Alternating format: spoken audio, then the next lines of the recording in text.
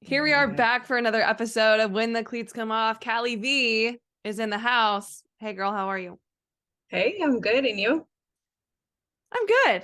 I'm good. You know, technology didn't want us to do this interview today, but here we are. Our shining faces are here and we're going to have a great interview.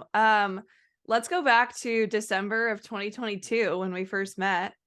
I'm sitting at the Always Grind booth and somebody like runs up to me and is like, "Hi, Ashley." I feel like I've known you forever through Instagram. And I'm Yep. like, yeah, like I can't tell you how many people I feel like I know so well just through Instagram itself. But I'm so glad you like ran up to the table.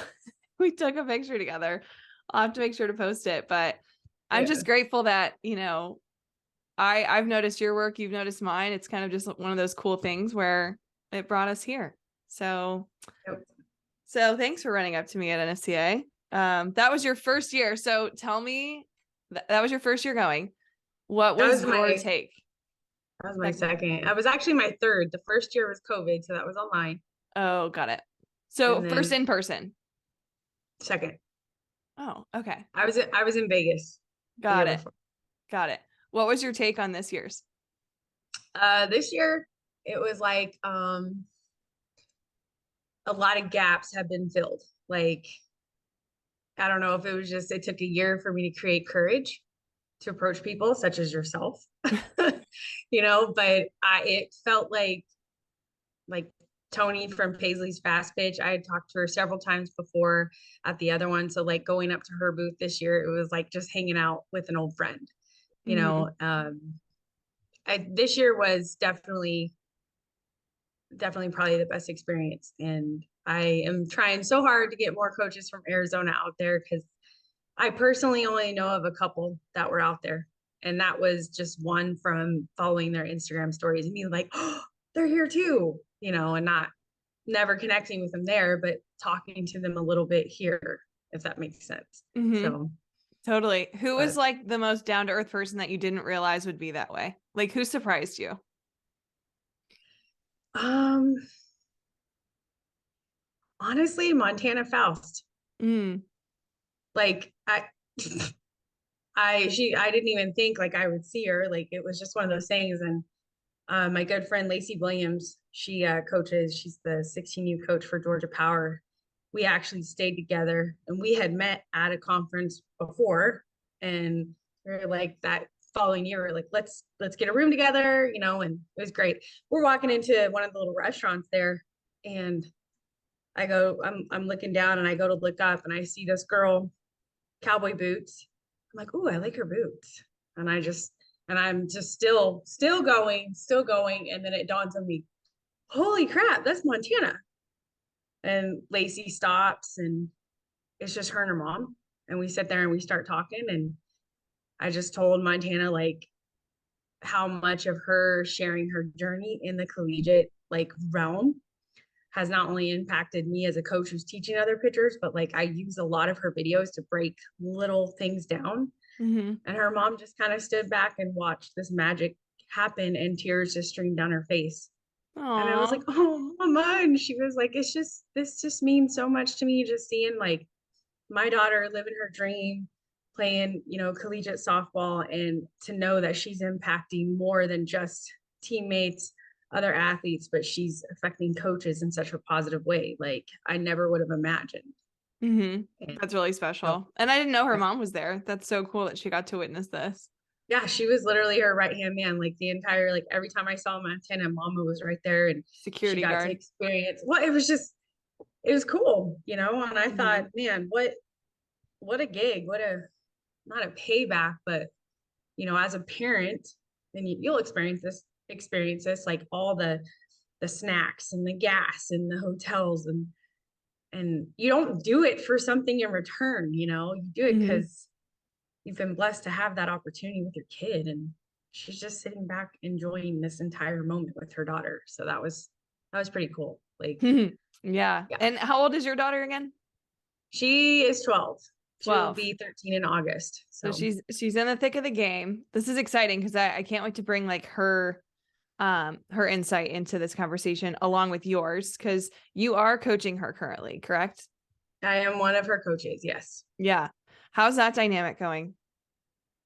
Um, I think the biggest compliment is when other coaches come on staff in our organization and they catch us outside of practice and they think I'm just working with another little girl. And then they kind of stand back and they're like, who is that? That's Marley. She's from, and I'm like, yeah, that's my daughter. And they're like, what? That's your Mhm. kid? Yeah. That's huge. It's taken me a lot of self-reflection and a lot of heart to hearts with my husband on how to do that because he has coached both of our boys. And that's kind of the one thing is you're always going to be their dad and baseball will come and go, but you will always be their parent. You know, you don't want to burn that bridge. Hmm. So There are a lot of coaches that listen to this that are also parents that are trying to navigate this world of like that. And I think that's really good encouragement saying, make it your goal to make other people not realize that that's your kid. And I think that was even something my dad expressed in his interview on here was the goal was to make sure everybody on this team got better and that we were progressing as a team. Yes, like in the car ride home, I'm going to be a little harder on you, but when you're with your team, it's not going to look any different. Are mhm. there any other things that you would encourage other parents that are also coaching their kids? What's helped you and especially your husband on this journey? I think having a conversation with them, like expressing to them, like, hey, you are going to experience a little bit more. You are going to be, present the car ride to the car ride back. There may be moments where you see a side of us. Like I know in my own coaching journey, I kind of wear my heart on my sleeve. That's always been my thing. So I encourage parents to like be vulnerable with their kids, or keep them present and remembering you're human too, and don't put you on a pedestal because you're a coach. But there was a moment coming home from a tournament where I felt so defeated, just like, why am I doing this if I'm having to put up with X, Y, and Z? And I just broke down and cried.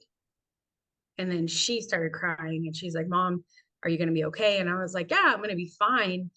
I couldn't hold it in. And it was in that moment where I kind of had to change the way I navigated being a parent that coaches their kid and just really, really get some, I don't want to say thick skin because I think thick skin kind of leads to being negative and being spiteful and not caring what everybody thinks. Like you and I both agree, there should always be the one person that you should care about their opinion.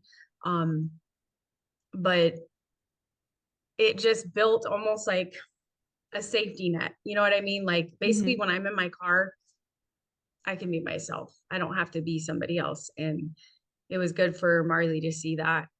And I'm second generation parent coach. Like my mom coached me. So I can only hope that I carry that torch to where my daughter wants to do it, or even like my husband and I both do it to where at least one of our three kids will pass the torch. Yeah. Does So it scare you that there's going to be one day where you don't coach them and they're going to be coached by somebody else? it does and it doesn't. I think that I have both my husband and I have put ourselves in a position where we want to be with people that add value not only to our vision, but like our kids' vision for Mm-hmm. their love of the game. Um, there are coaches out there who unfortunately just stop with what they know and they don't want to grow. And I think you just get to a point as a parent that's coaching, like you don't even go down that avenue anymore. You're just Mm-hmm. like, and it's not even my kid's too good to be coached by you, or I'm too good to let my kid be coached by you. It's just the simple fact that the realm that my kid is playing in will never be in your realm, kind of thing. Like there's just a level, there's a mentality level that coaches like that, they're almost intimidated to work with kids who just kind of actions will speak louder than words. So Mm-hmm. I actually am looking forward to the day, you know, where I can sit back and be a mom, but I don't think I'll ever just be a mom. Like I think I'll always have the 10 cent theory. Um, but at the same time,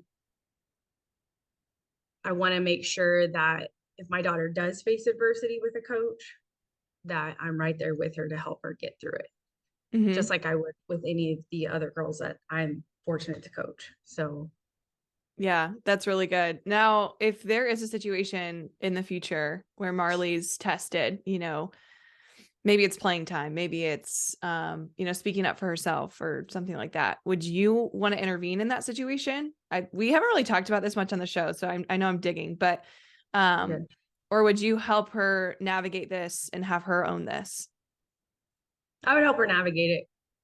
Um, my husband and I are very, very firm on that. Like, we are not going to be the type of parent that is, going to cry wolf, that's going to take a molehill and turn it into a mountain. Like, we're blessed that we get to ride shotgun with our kids right now through life, through adversity. Because once they're out of the house, like, that's a whole nother level of having to deal with that. There's a part of me that, like, our oldest, he plays college baseball, goes to school, and he still lives at home. Like, I love the fact that he's still here at the house, but there's a part of me that gets a little bit of anxiety when he does decide to move out and he is facing adversity. It's like, Jesus, I pray, and I hope that we have instilled enough for our kids to make an emotionally stable decision Mm-hmm. and know when it's time to go talk to a coach, and talk to that coach when they've slept on it, when maybe they've given themselves three opportunities to like talk themselves out of it, and it just keeps on surfacing. Okay, now it's time. I need to have that tough conversation, that constructive conversation. Mm-hmm. So I would definitely help Marley navigate it. she, she's really good about stuff like that. She listens. She's kind of an old soul in that aspect. And I just think it's just the side effect of growing up being, a baseball, softball family. Both parents are coaches. It's kind of that side effect, you know? Mm-hmm. So, Yeah. So let's get into that coaching aspect. So I feel like everybody has their unique journey of why they decide to start coaching. And you had a playing career and it didn't exactly end the way you wanted it to, but it kind of maybe driven you a little bit into this coaching aspect. So can you share just briefly your experience of like from player to coach, where you played, what your experience is like, and where you are now coaching athletes? so just going back to like the moment I decided I wanted to be a pitcher, um, I made a throw from center field, got the runner out at home. My coach, who was a pitching coach, who was coaching his daughter, she was the pitcher on our team, was like, "Hey, have you ever thought of pitching?" And I'm like, "No, but I will. Like, anything for the team, right?" Like, he would put me in positions where, "Hey, we need a catcher. I'll catch." Did it once, never did it again. Me too. No, I was like, I don't want to ever do it. Keep in mind, my mom and my sister both catchers, and if my sister wasn't catching, she was playing the hot corner. She was always in that third base or shortstop territory, 5-6 hole. Um, from there, it just progressed. Like, I don't know, it was like this space that I loved being in the circle, and it wasn't the attention, it wasn't the control, it became like what was expected of me, kind of the work ethic. I grew up on a farm, so a lot of you hear this a lot in the Midwest. You grow up on a farm, or you grow up anywhere in the country, or anywhere in the Midwest. There's a different type of work ethic that gets instilled in you. Um, so from there, I played on like a city rec team. We were champs. We were amazing. Travel ball. Always played 2 years up with my sister because it was easier on my parents and finances. My parents worked in a larger town in Wichita, Kansas, and that was 45 minutes from the farm in the town that we grew up in. And so I was always a little sister. I'm sure my sister hated it at the time, but now looking back, she's probably like, it's pretty cool because she has two girls that are about that same age difference apart. Um, my sister went on to play college. My sister was amazing. She was the type of athlete that she made it look very easy. Now, during that time, it was like, why is she so good at everything? And I'm like the first one at practice and the last one to leave. And even when adversity hit, it was like, why did it happen to me and not her? There was that deconstructive comparison. And my sister walked away from her first year of college ball, and she was done. She just said, I did it. I reached it. It's not fun anymore. I'm ready to get on with life. Hmm. She did. Me, on the other hand, I wanted to be a professional softball player. Like, that's all I wanted to do. So senior year, by that time, I had already stopped playing volleyball. I had stopped playing basketball. I still rodeoed. So I was, if you want to count it, four sport athlete.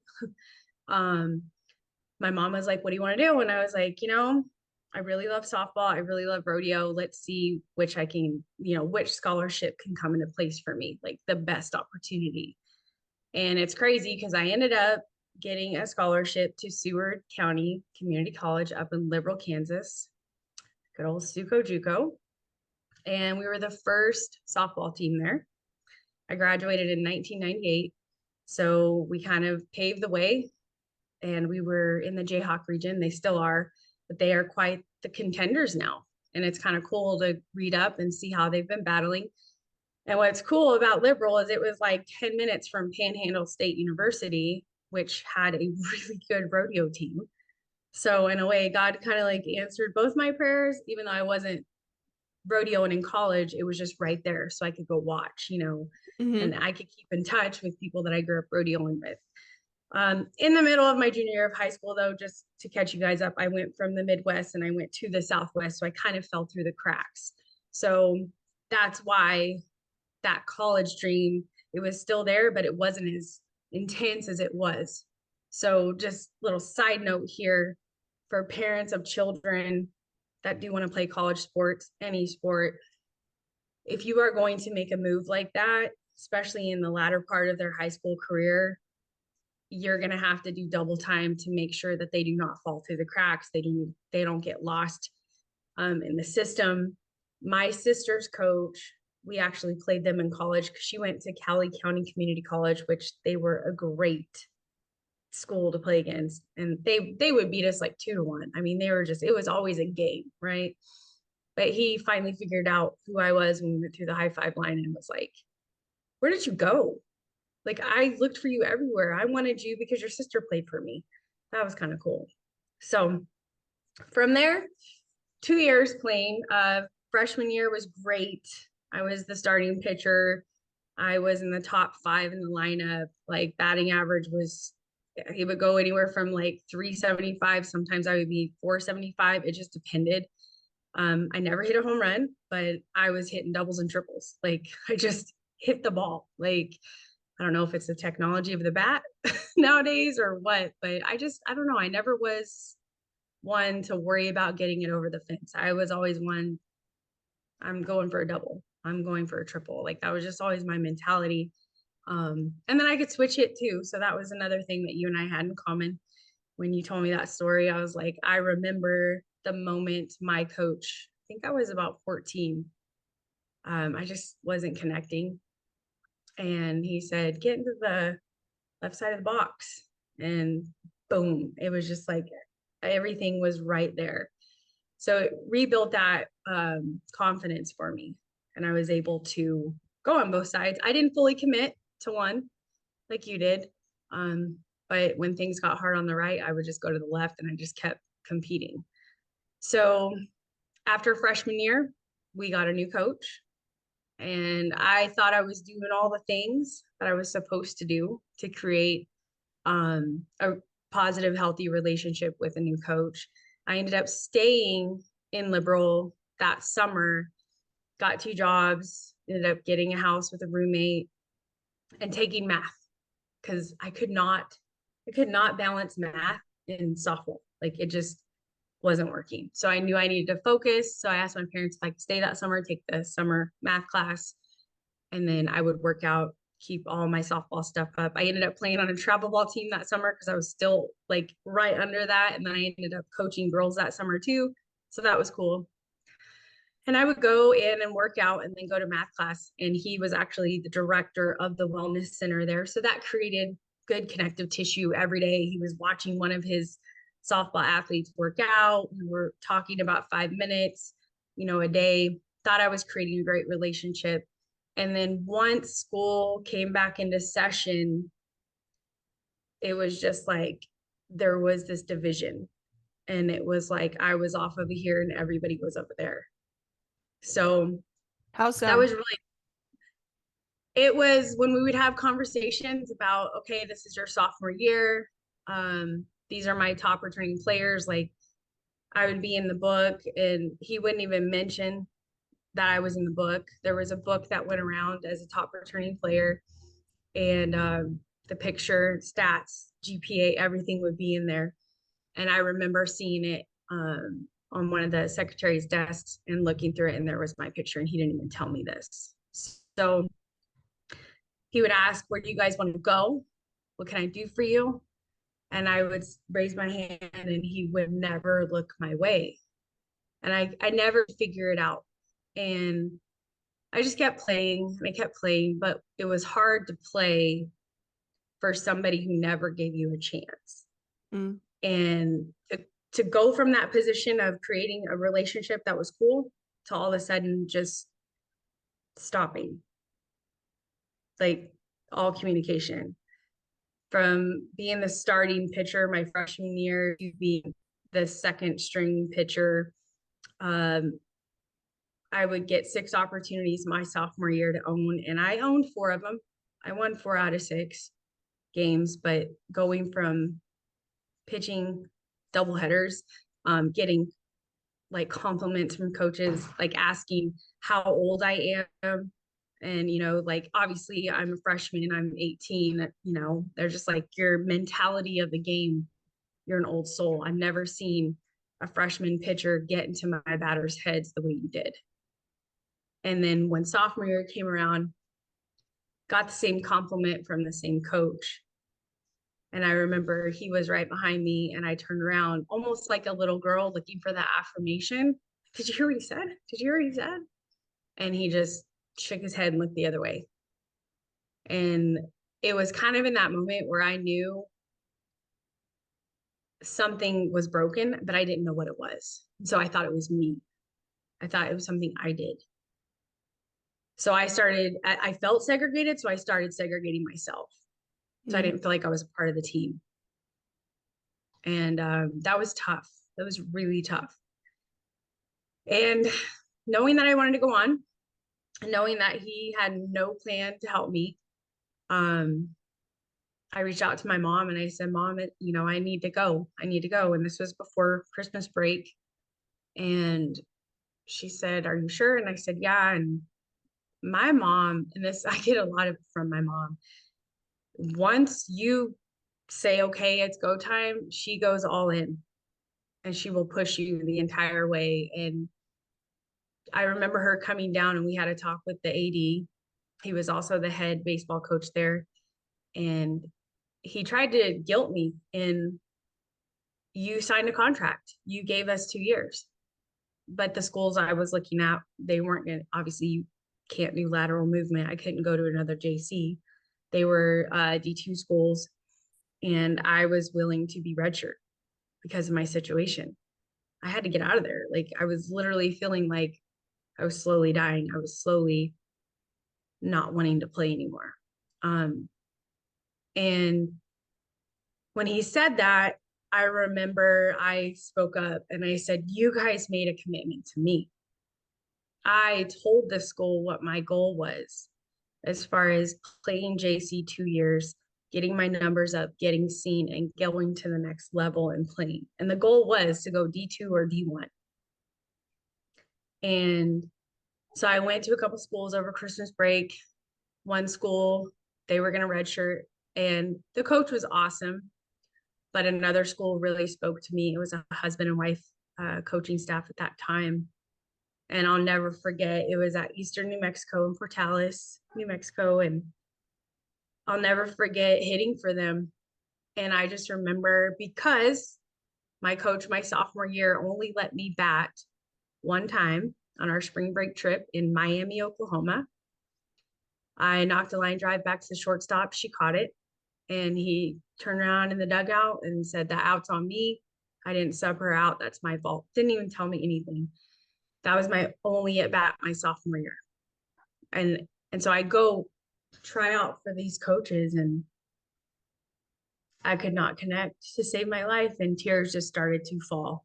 And that's when the female coach, the wife, she put her hand up to her husband. He was feeding the machine. And she put her other hand on my shoulder and said, "You're okay. We got you. We know what he did to you." And I don't even know what he did to me. I mean, to this day, but the more you and I have talked about it in past conversations, it's very clear to me now that he was a very young coach. It was the first year he had ever coached softball. He was really good at coaching baseball, but he struggled at coaching girls. There were moments where he would be so mad. He would be like, "I don't even know what to tell you guys." And we would be like, "Tell us what you need us to do. Like, give us a list, give us expectations." And he was like, "No, I don't coach like that." And it was just like, we never knew which way we were going, kind of thing. Um, so from there, I was still pretty defeated. I finished out the year. I got my associates in arts from there, and that's when everything changed. Um, I started having really bad headaches for 3 months straight. Um, I wanted to sleep all the time. My mom thought I had cancer of the brain. She's been in radiology since I was 3. So to see her daughter want to sleep all the time, or like she would call me and I'd be like, "What?" And she's like, "What is wrong?" And I'm like, "I don't know. My head hurts all the time." She thought I had had a brain tumor that was growing and causing a midline shift because my whole personality was changing. Mm. And that's basically 3 months of the headache. One night I started throwing up, couldn't stop throwing up. I think I threw up like 7 times in 10 minutes to the point where I couldn't stand. I was crawling on the floor at that time. My roommates took me to the emergency room. They didn't do a CT or an MRI or anything. They wrote me off as a college kid. And the whole time my roommates are like, "She's not just a college kid, like, she's a collegiate athlete." Like, they just wrote me off, you know. And 16 hours later, I woke up because they gave me pain meds. I slept for 16 hours straight. I was like, "I'm going to go work my little part-time job." I went to get ready to go host tables and went to brush my hair and had no peripheral on the right side of my face. Like, Mm. it was all gone. And I called my mom, and my mom said, later she tells me, "I knew something was going on with the left side of your brain the moment you said you lost peripheral." And that's when she just blew up a neurology center and got me in within 48 hours. And they did a spinal tap. Your spinal fluid pressure is not supposed to be over 24. I don't know what degree of measurement that is, but 24. And mine was 29. And when they took that fluid out to have it tested, the nurse sat me up and I said, "It's gone." And she said, "What's gone?" I said, "My headache." I said, "I literally have had this headache for 3 months. And by you guys just taking that needle in my spine and pulling fluid out, like, I don't know what you did, but it's gone." That's when they got me into MRI. Couldn't see anything. Back then, they would inject ink into the venous system, and that's how they would do MRVs. And there it was. I had a blood clot in my left sagittal sinus, and it was 98% occluded. So the doctor told my mom, she basically saved my life, because if she would have just kept waiting for the next appointment to come, which was 2 weeks later, he said that was on a Tuesday, I would have dropped dead probably the next day, and she would be planning my funeral that weekend, like getting everything in order. Holy crap. Yeah. So from there, it was ICU head trauma for like 14 days because they didn't know what to do. Barrows, the big neurology center down here in the valley, wouldn't touch me. They were like, "That clot's too big. If we go in there and do surgery and a piece of that clot falls, she's 20 years old. She will have paralysis on the right side of her body the rest of her life. Her quality of life will be diminished because of our error." They weren't willing to take that risk. So they decided to go the route of, let's just admit her, let's get nurses on her 24/7. and we're going to push blood thinners, and we're going to see if we can get her blood thin enough to where we can get that clot to start breaking up without killing her. And that's what happened. And after that, I was assigned the mission of taking blood thinners the rest of my life and hanging up my cleats officially, because the risk of playing on blood thinners was considered a liability. Even though I said I won't pitch anymore, I won't even hit, I'll just play right field. I'll just play right field. I won't even put myself in the line of danger. And they were like, can't. And that was it. So almost 23 years strong, I've been on warfarin, just warfarin. Like with the babies, it's been Lovenox and heparin because they don't cause birth defects. But it's every night I take, well, sometimes 3 pills, sometimes 1, sometimes 2. It just depends on what my levels are every 2 weeks. So yeah, So that's. where did coaching then come in? So coaching came in my senior year. I said sophomore, senior year. I had a dad reach out. Hey, my daughter's a pitcher. I was wondering if you would work with her. We go watch you guys play in high school. I'm like, all right, cool.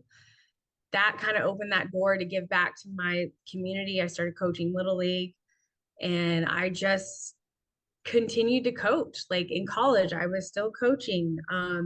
Wherever I moved, I was coaching. I was always associated with Little League or the high school teams. I was working with girls consistently. I mean, that's how I met one of my, I call him my brother from another mother. Uh, we met coaching at one of the high schools, and I was just a volunteer coach. And we decided, because our girls were the same age, we were gonna like coach them forever, as long as we could. Now the plans changed because we moved, so we're gonna sit back and hopefully either watch our girls play college ball on the same team or compete against each other. So that's the goal. But ever since I was 18, I've been coaching, and it's been a journey. It's been surreal to see my clients grow up, get married. Like I've been in weddings of my clients. Like my first client, I was a bridesmaid. When I first worked with her, she was 12, I was 18, and we just stayed connected. Like she would call me from college, and I'm so frustrated. I don't know what to do, or, this boy wants to date me, and what do I do, coach? And I'm like, well, are you there to date boys, or what's your goal? And she's like, I got to get my education. And I'm like, okay, stay on task, but still enjoy being a collegiate student, like just little things like that. Her son calls me auntie, considers my kids cousins, calls my husband Uncle D. Like the relationships have been bananas that have came out of it. That's So really cool. thanks. And then when we moved down here to the valley, I've been doing it part-time as far as lessons, one-on-one. And down here it's a lot more. So I had to kind of expand and start doing more small group trainings and online training, like a lot of the same stuff that you do. And I created the LLC and made it official, and it's my full-time gig. I don't have to do ultrasound anymore to fill the gap and do this on the side. I get to lean in and learn every day. And part of the way I keep myself accountable is if I'm going to learn something, I'm going to teach somebody else. And that means like I'm going to help another coach out. I'm going to help another parent out. I'm going to help an athlete out, kind of thing. Yeah. So I know in our side conversation, a while back, you had mentioned the tough journey and the tough story. And I had asked you this question: do you coach because of the scars that have been, not the physical scars, but the mental scars that have been given to you from former coaches? And I think you said nobody else had ever asked you that question before, but like, how would you, I feel like you went from like a spot where the game was really tough, and then all of a sudden, like all these other tough things outside of the game started happening, and maybe that love for the game was kind of stripped, but it sounds like you found your love back, obviously. How did that happen? Like, was it you trying to make sure your kids did not experience what you experienced? Or was it just, I'm not done yet, here's where I'm going to make my mark? Well, it was the second question is what you asked me. You asked me if I continue to coach to help kids navigate bad coaches. And nobody had asked me that before. Because surface question is, oh, you coach because your coach was terrible to you, or your coach broke you and never built you back up, right? And both my husband and I have had that kind of adversity. And I remember early on in our marriage talking about that, how we kind of made a pact that we were going to do everything in our power to not just help our kids, but help every kid that crosses our path, to protect them. And now I can stand here and say, you asking me that question, like the metaphor that was in my head was literally, you allowed me to shut a door that I did not realize that I had let stay open for this long. Like, this is why I encourage people to communicate. I encourage people to step out of their comfort zone and get to know people. Like, I don't know that anybody in my circle would ever ask me that, like my physical circle here.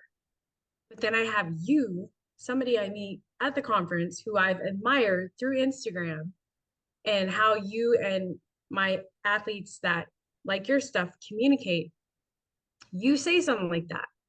So, and that did not dawn on me until I want to say like probably 48 hours after we had talked, our little side conversation. And I was on my way to the gym, and I always talk in my car because I'll like podcast, like I'm gonna practice this one. How's this sound? Because you're boxed in, so you got really good audibles, you know what I mean? Mm-hmm. And I started talking about that adversity, and it was like weight had been lifted, and I didn't even realize it had been lifted.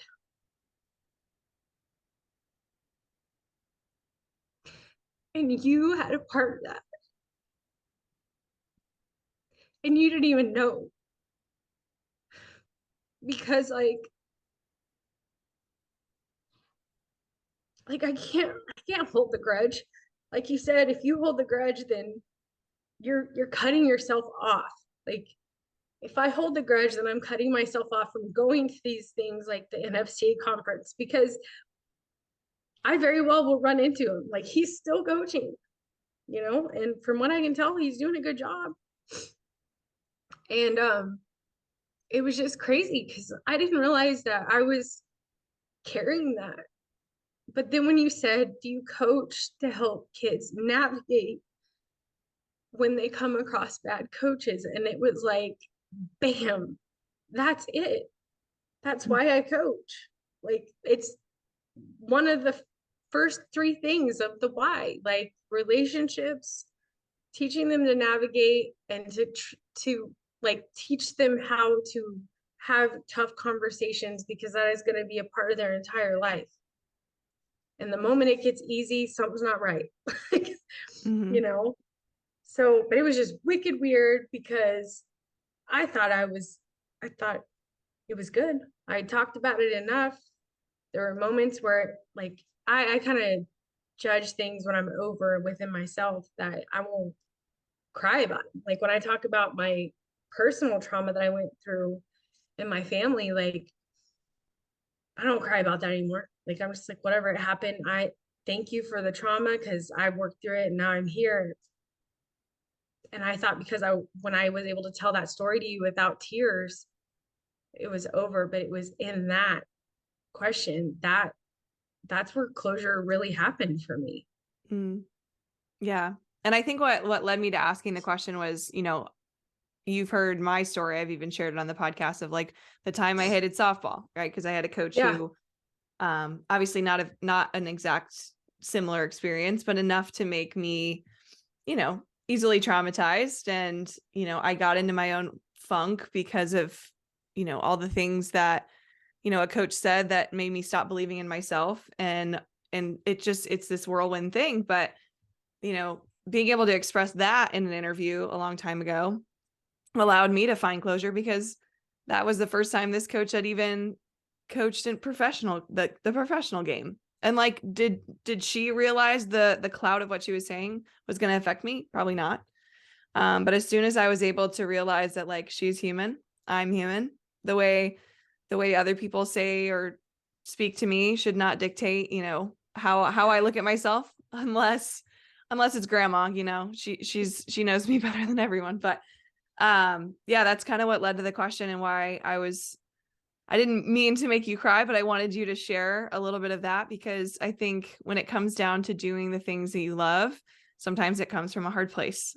And so I hope that, athletes that are listening can take that and realize, you're not going to be given the world. And if you are, the great. Like, some athletes have not have had any issues with a coach, their whole career. Caitlin Lowe came on and said, I was so lucky. I had the best coaches my whole life. And, we could call her lucky, but we can also call the situations and scenarios that we're in as luck. Like, hey, obviously we don't want a coach saying these things to us, but how can that make me better? If we can look at this as, a learning moment rather than this is the end all be all, I think we can take so much from it, and why you and I are now still teaching. So I think it's pretty bold of you to share it all, but I appreciate you sharing it. Yeah, 100%. I'm glad to share it. I hope it inspires other people to let go, like to let go and learn. Just, you know, it's one of those things. And it's funny how until you said it, I didn't realize. I didn't realize that it was still open. And Right. I told my mom that day I got home from the gym, I was like, Mama, I don't know what it is, but something is moving in like through me emotionally. And said ever since I talked to Ash, like she said something to me that just like, and it wasn't like sadness, it wasn't mourning, it was like the light was breaking through. It was like those tears were thankful, happy tears that I'm still here and here to live another day and learn another lesson, you know? Mhm. It's So amazing.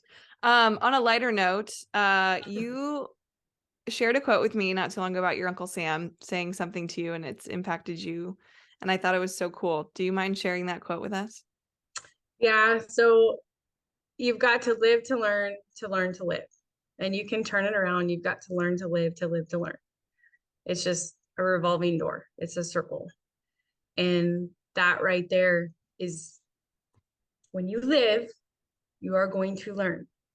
But then you have to learn how to live and continue. Like it just goes. And he was a game changer. He was one of those game changers in my life. Um, he wasn't even like a blood uncle, but he sure loved my sister and I like we were his. We were very close to him and his wife and his kids. He was a local rancher. And in the short time that we were, I'm going to say this, in the short time that he was a part of our life, he impacted our life for years to come. Like my kids, like there's literally a picture on our kitchen counter of him holding a calf down, getting branded because he was a rancher. And my kids are like, man, I wish we could have met Uncle Sam.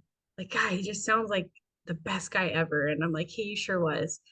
He unfortunately passed away at 32 years of age.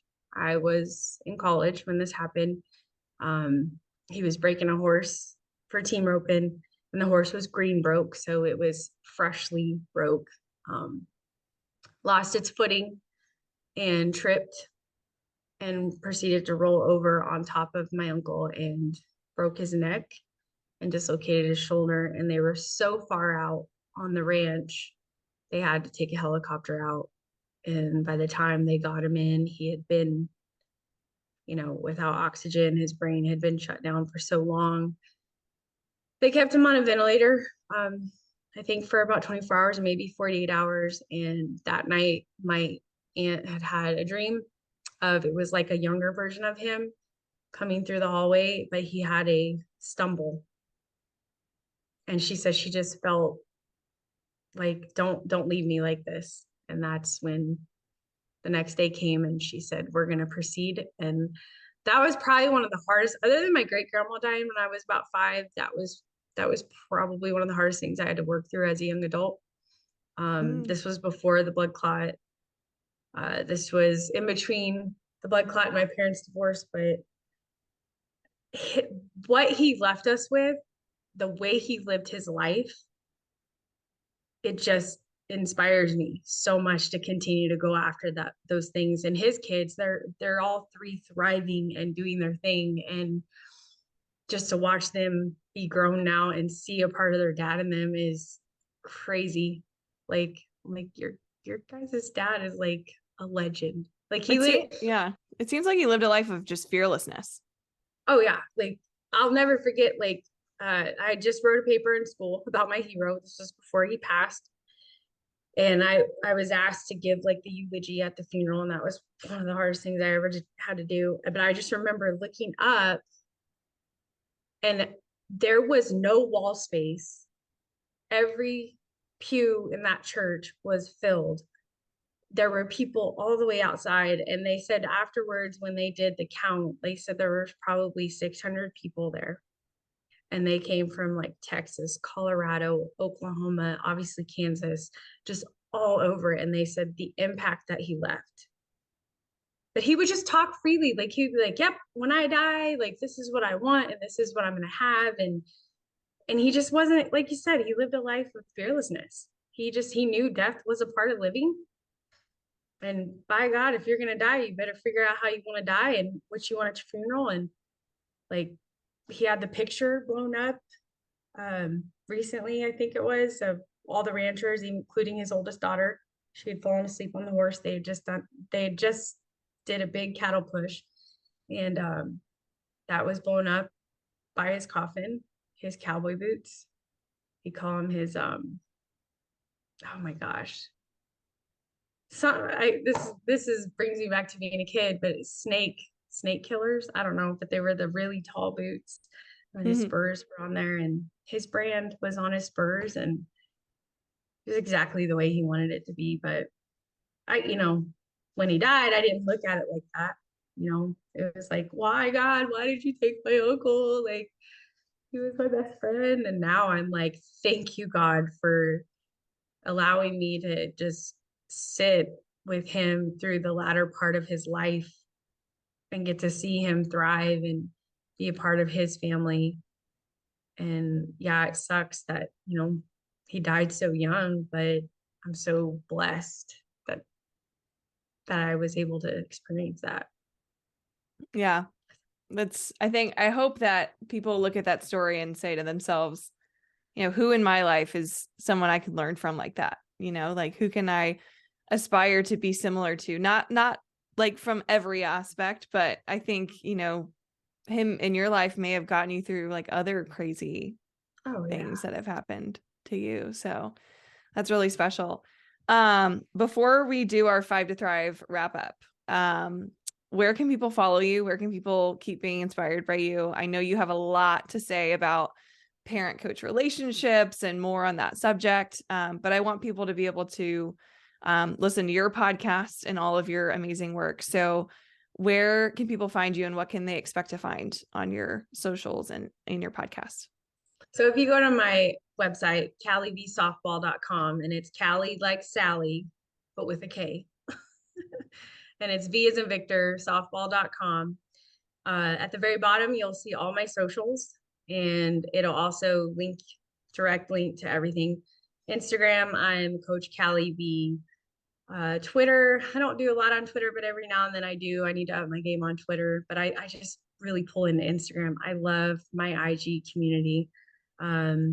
Facebook, Cally V Softball, and then my podcast, the Cally V Podcast, Owning Your Opportunity. And the mission on that is taking everything that I know from the mound and teach from the mound and sharing it into life with coaches, parents, and athletes, because this is why I love this game, because it is the closest thing to a blueprint to living life is softball, because it is a game of failure, and life is a game of failure.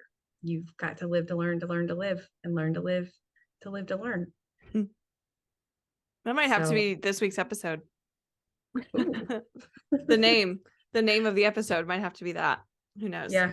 We'll keep Uncle Sam and his legacy within the pod, but Sam Brady. So love yeah, it. Love it. Well, if you don't mind, I want to ask you some rapid fire questions. None of them are too crazy, but one of them might be tough, but it's okay. That's life. you're Softball's good. life. I was gonna say you're an athlete, you like this stuff. So the first question that I have for you is, of all of the coaching experience you've had, what has been like one of those key moments or experiences that you just will never forget? Hmm. Oh gosh, I'm like flipping through files. 24 years. It's been 24 years. Good night. Um,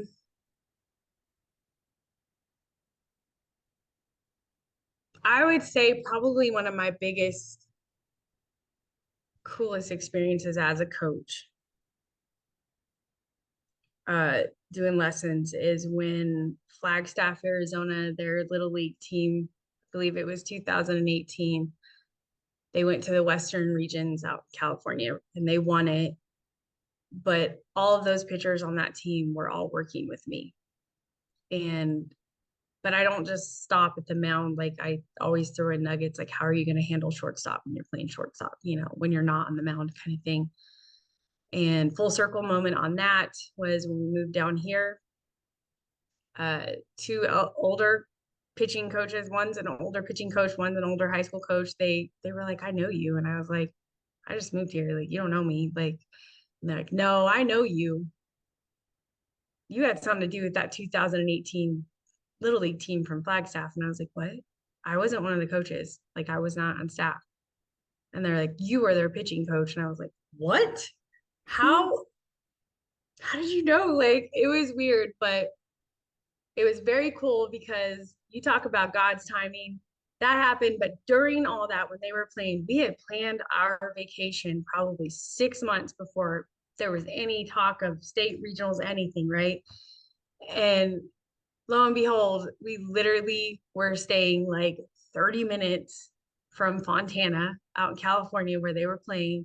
And I think I got to go out there and watch them play 3 games while we were on vacation. So that was amazing to watch those girls and then to watch them play on ESPN too. Like go to a restaurant there in Flag and sit there and watch them on TV. Like that was surreal. So that was probably one of the coolest moments. And then definitely being in one of my pitchers' weddings. Like was weird, but it's awesome because she's like sisters. So Yeah, yeah. that's wild. That's so cool.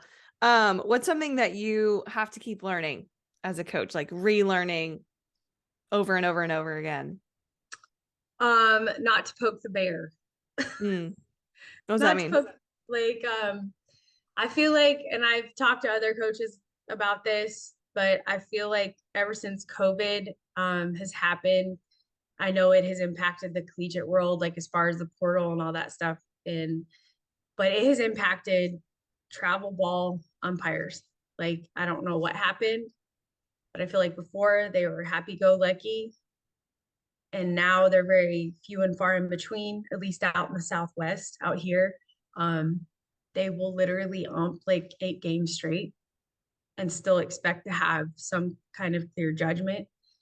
Um, but there have been moments where I just I want to dig in at an but I can't because I know what the result's going to be. Mm-hmm. So I've had to like tell myself, stay in your lane. Like literally tell me, I'm not doing it. I'm not doing it. I'm not gonna do it. And to the point where the coaches I coach with, like we were actually challenged last week.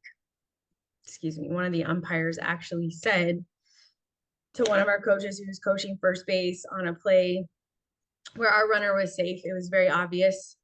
He called her out and he walked up to the coach and said, why didn't you ask for help on that? And I was standing there in the dugout going, what did he just say to you? He came back in, says it, and I'm like, what? And then like 8 calls just went their way, their way, their way. When are you gonna ask for help? And it was just like, do I? Do I? Like, so yeah, so I think I've really had to like learn a lot about ego, educate myself. Everybody's got one. It's just a matter of how you manage it. Your ego is a big part of your passion. It's a big part of your why. It's a big part of your push, but it's also your responsibility to manage. It is no one else's around you. It is yours. And so I really dive into that. One of my fellow coaches and former athletes' dads, John Kennelly, um, he actually introduced me to Cy Wakeman. CY is her first name, and Wakeman is her last name. She has all kinds of stuff out there. And she educates a lot on the medical ego, like working in a hospital, which spoke to me because I was an ultrasound tech for 17 years. But she talks a lot about how you've got to like stop. You can't always be like, it wasn't me, it was them. You've got to be accountable. And John would always tell me, like, you're a high accountable. You like to be held accountable. That I'm going to show you this person. Like he was one of the first people in my pitching coaching career where I made it a profession and my career. He was one of those people that said, you are undercharging yourself. You are worth so much more. Like what you do for these girls is beyond what a lot of coaches do. It is just crazy. So I think for me, it's definitely, I've had to learn a lot more in coaching, reteach every tournament. And I also have to refill my cup because I don't know about you and how much tournament ball and travel ball you have coached. Yeah. There's a reason why I don't. And it's very draining because I want to have healthy relationships with the parents whose daughters I coach. And I respect their lens. They should be their biggest fan. That's their kid, you know, but at the same time, I want to have a level of respect between myself and that parent to where if I feel like I need to address a situation, like, hey, we're continuing to do this and your kid just keeps making the error. Like, I think it's time, like, you maybe get a one-on-one coach or when's the last time you got her eyes checked? Like, her timing of swinging is off by a millisecond, off by a millisecond. There's something greater going on here. And you start to create that culture by checking your ego at the door. Because if you don't check your ego, then you're always, what's wrong with your kid? And you make passive aggressive jokes. And that's not the kind of coach. That's not who God called me to be. Like, no, there's a handful of those knuckleheads out there. I don't want to be associated with them. And as I'm growing and checking myself at the front door, I want to, you know, give fellow coaches who are in my community and coaching with me, who choose every day to coach with me, because it's a choice. We're going to get better at this. We're going to get smarter. We're going to get patient. We're going to lead with love.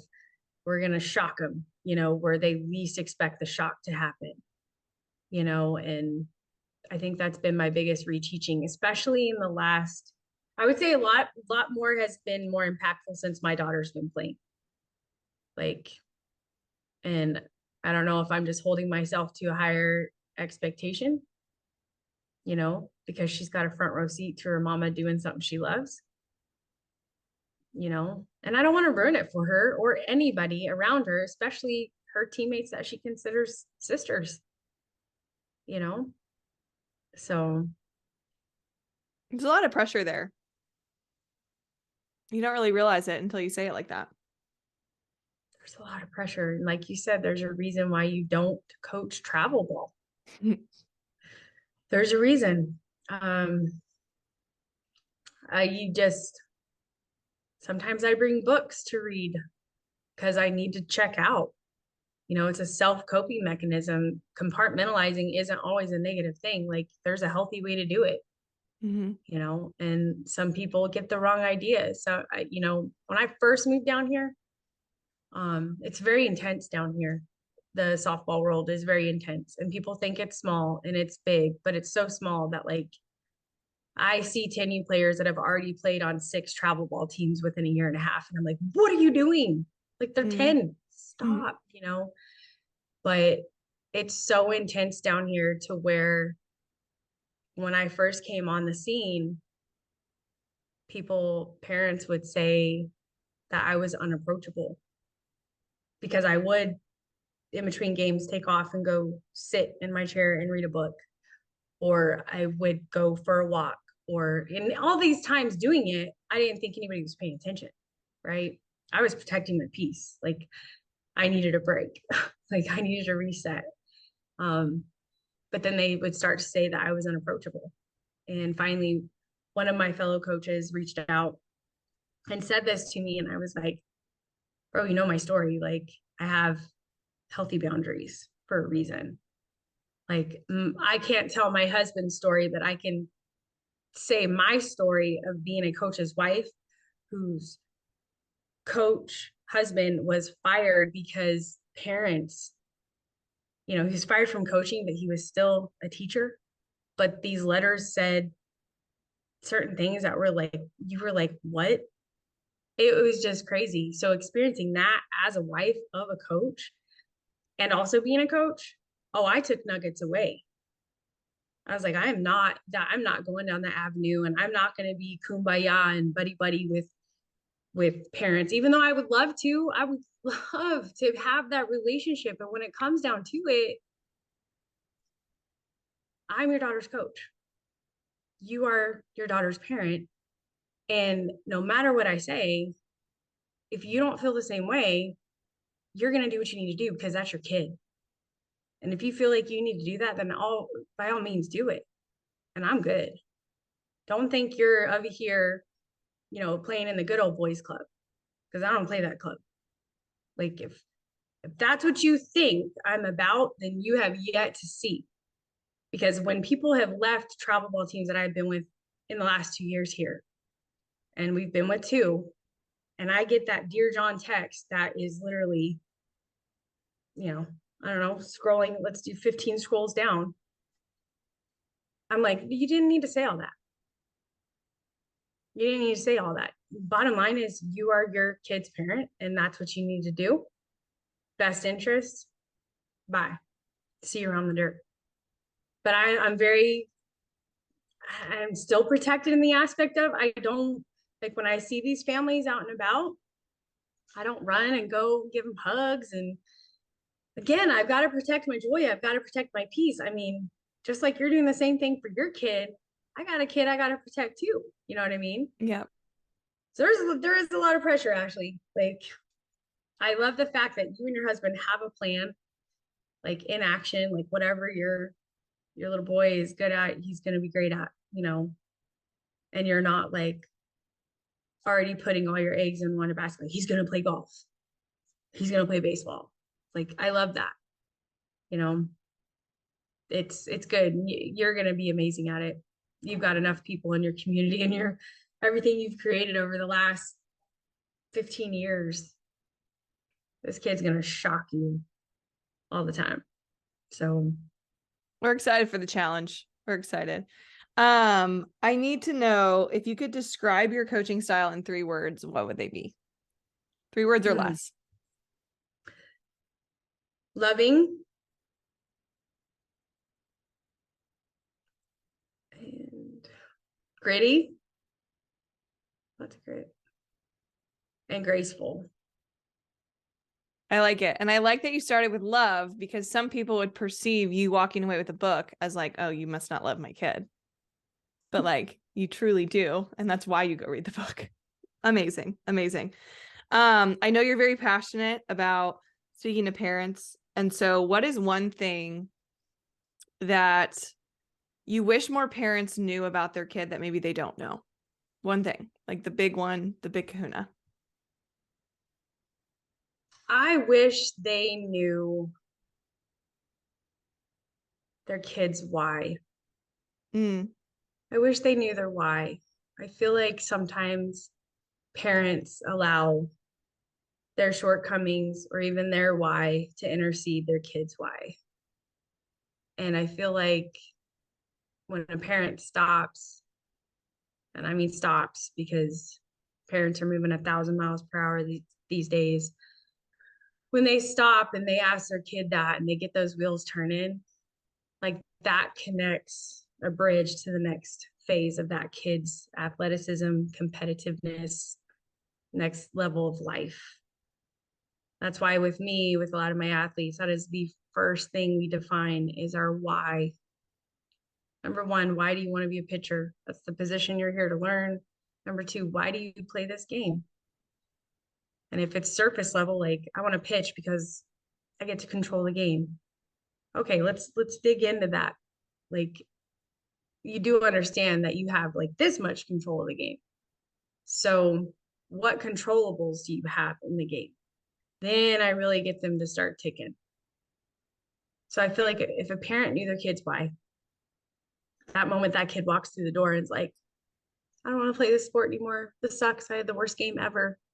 They can be like, remember your why. That's exactly why I define that I help the kids define that is because I told them you are going to have a game. You're going to have several games, several days where you want to check out. You don't want to play anymore. But I need you to go back to your journal to that first page that says, quote, my why, end quote. And I want you to read it out loud in front of a mirror and watch your entire face change, watch your heart start to beat faster, feel the excitement and your love of the game. Because I'm telling you right now, Ash, when I went through those dark moments, if somebody was telling me what's your why, I probably would have made it through a little bit more graceful, you know, probably wouldn't have felt like a victim or felt like everybody was out to get me and separate myself. I probably would have protected my peace and my joy and my love of this game a little bit better than I did. Because when you don't protect it, you give your why away. You give that coach the power to crush you. You give your team the power to crush you. You give the umpire the power to crush you. You give the parent the power to crush you. So just like the why and the athletes, we as coaches have to have a why too. These parents have to have a why, you know? Mm-hmm. That's so So good. I have one more question, but I don't even want to ask it because of how good that one was. But the last final question that I have for you is what advice would you wish you could go back and give younger Kally?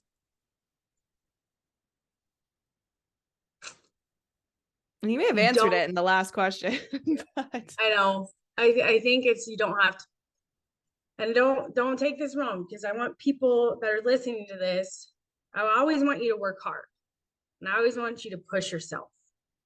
But I think there were moments in my life, in my younger life, that I should have slowed down and looked and listened and learned versus being a dadgum bull in a china cabinet.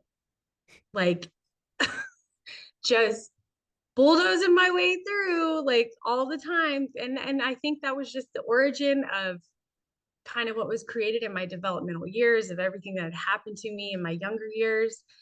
I never felt seen. I never felt heard.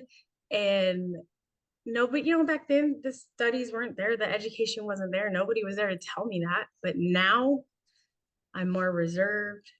I'm more calm. I know when to be excited. Um, I mean, I couldn't figure out why when I was younger, why I could change a room. I thought something was wrong with me. If I was in a bad mood and I walked into a meeting and it's just like this dark cloud, I couldn't figure it out. And I finally was like, bro, that's how much power you have. Like, that's a strength. That's not a weakness. So instead of being in a bad mood before you go present yourself to other people, reset, refocus, get yourself right. And then not only do they get the best version of you, but you get the best version of yourself. And when you feel good, you're confident. And when you're confident, you shine so brightly. Half the time you don't even realize what you just said. And it was so daggum good. mm-hmm. You're like, did somebody record that? Because we need to listen to that again. Because I don't even remember what I just said. That is a God moment. God's coming through. so yeah, I think that would be my I don't have to fight so hard. That would have been what I would if she was like chilling right here. I'd be like, Callie Joe.